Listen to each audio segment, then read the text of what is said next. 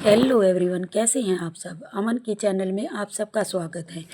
ये एक कस्टमर का ब्लाउज आया है जो सब्यासाची स्टाइल में है।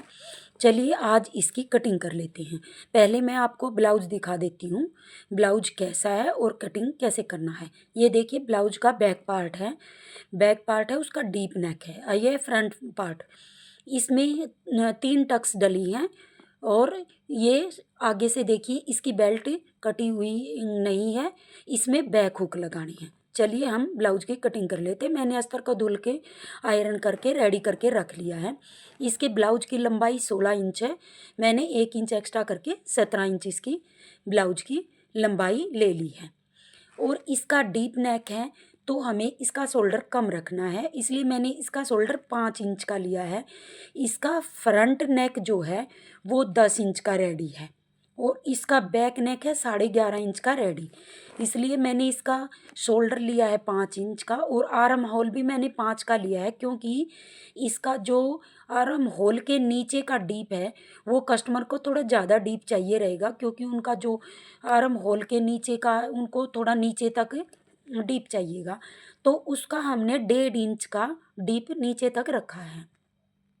और अब इनकी चेस्ट हमारी रेडी 10 इंच की है और उनकी टक फिटिंग है 32 इंच की, मतलब 8 की। 1 इंच हमें टक्स का जोड़ के 9 इंच ले दिया है। अब हम इसकी टक्स डालेंगे। 11 इंच पे मैंने निशान लगा लिया है और 4 इंच पे मैंने ऐसे निशान लगाया उसका। देखिए 4 इंच पे ऐसे निशान लगाया। अब हम इसे मिला देंगे, मैं इसके टक्स के पॉइंट को आपस में मिला देंगे। अब हमें क्या करना है, जो इसको फिटिंग के जो निशान हमने लगाए थे उनको मिला लेंगे और साइड में 2-2 इंच का हम मार्जिन रखेंगे। 2-2 इंच के मार्जिन को भी हम आपस में मिला देंगे। अब हमें क्या करना है, इसका हम पहले एक इसके गले का निशान लगा लेते हैं। ऊपर से मैंने 2 इंच का ब्रॉड रखा है और देखिए लंबाई 10 इंच की रखी है मैंने। और इसका नीचे से वैसे तो हमें 5.5 मतलब 5 इंच का रखना है, तो इसका आधा इंच सिलाई में चला जाएगा तो 5 इंच का रह जाएगा। 5.5 इंच अभी बचा है। अब हम गले की शेप दे देते हैं। इनका वी नेक है, नीचे से मैंने 2.5 इंच रखा है, ऊपर से मैंने 2 इंच रखा है। अब इसकी वी नेक की शेप दे देते हैं। इसकी वी नेक की शेप दे दी है मैंने, ये देखिए। अब हमें इसके टक्स के निशान देने हैं।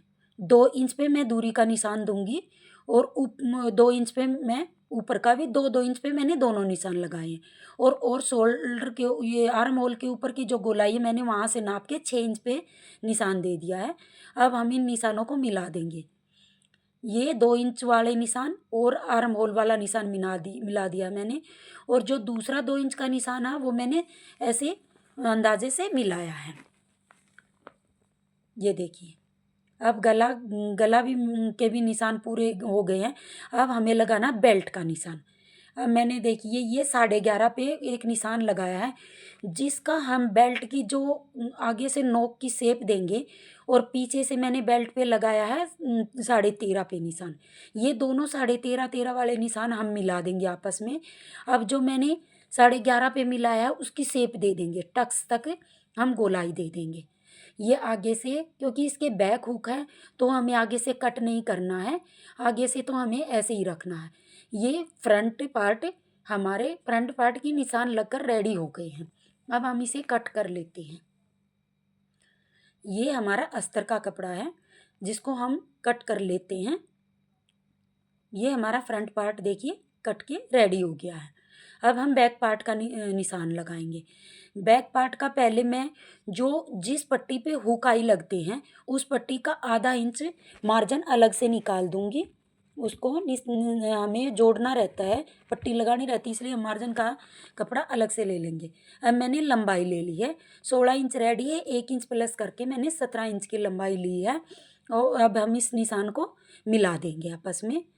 अब निशान मिल गया है। अब हमें शोल्डर लेना। देखिए मैंने 5 इंच का ऊपर से लिया है और 5.5 का मैंने नीचे से ले दिया है। अब हम दोनों पे को मिला देंगे। अब 5 इंच की मैंने इसकी लंबाई रखी है। देखिए, क्योंकि 1.5 इंच मैंने नीचे को शेप देनी है, इसलिए मैंने 5 इंच इसकी रखी है। हम इनको आपस में मिला देंगे। अब हम आर्म होल की गोलाई दे लेंगे, आर्म होल की गोलाई दे देंगे।